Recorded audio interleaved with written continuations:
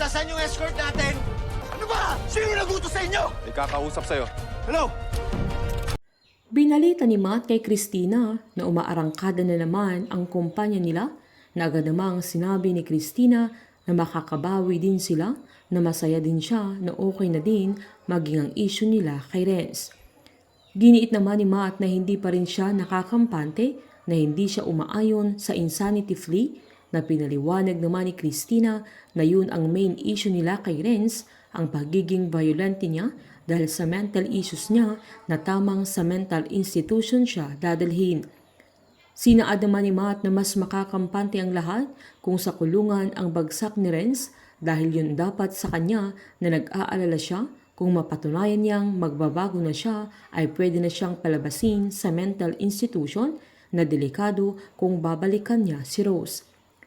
Nagalit naman si Christina sa sinabi ni Matt pero hindi niya pinahalata, sabay sinabi niyang ang main concern nila ay ang kaligtasan ni Rose, na agad namang sinabi ni Matt na hindi lang si Rose pero maging si Sandra, dahil damay siya doon, na siya ang mas inaalala niya dahil madami na siyang pinagdaanan at gagawin niya ang lahat para masigurado niyang wala nang mangyayaring masama sa anak niya.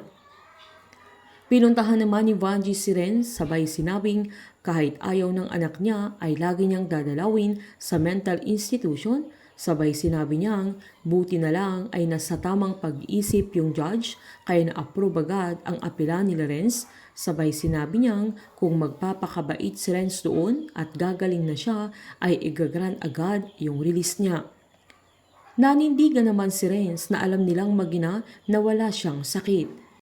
Pinaliwanag naman ni Vanjie na yun lang ang tanging paraan para makalaya siya agad, na kapag na-release na siya at nalampasan nila ang bangungot na yun ay magbabagong buhay na sila.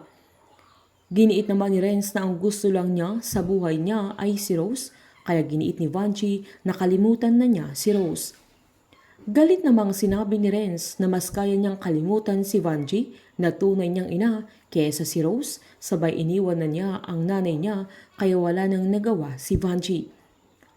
Habang napapadalas na ang pagsakit ng ulo ni Rose, kaya sinabihan siya ng doktor niya na kailangan nilang i-discuss sa check-up niya ang tungkol sa pinakamabuting treatment kung papaano nila i-manage yung brain cancer niya. Habang todo bantay naman si Matt kay Sandra dahil sa mga nangyari, na nakakampante na ang Dilaga dahil ililipat na si Renz sa mental institution, na doon sila nagkakamali. Habang nasa daan na ang mga pulis na sinakay si Renz sa ambulansya ng mental institution, ay niligaw nila ang mga pulis hanggang mapagtanto ni Renz na wala na sa likod nila ang mga escorts nila, kaya nataranta ito. Nang nasa lugar na sila na hindi matao ay binaba nila si Renz na nagpupumiglas pa ang binata, sabay tinanong kung sinong nag-utos sa kanila. Agad namang inabot ng isang lalaki ang cellphone dahil may kakausap kay Renz. Ang katahimikan na inaasahan nila Matt, Rose at Sandra ay mas malaking problema at mas nakakatakot na Renz ang maniningil sa kanila. Painit ng painit ang mga tagpo, sabay-sabay po nating subaybayan ang advance episode at ang nalalapit na pagtatapos ng Unbreak My Heart dito po sa aking channel. Patuloy lamang pong manood at mag-subscribe para ma-update po kayo sa mga susunod na episode. Marami pong salamat.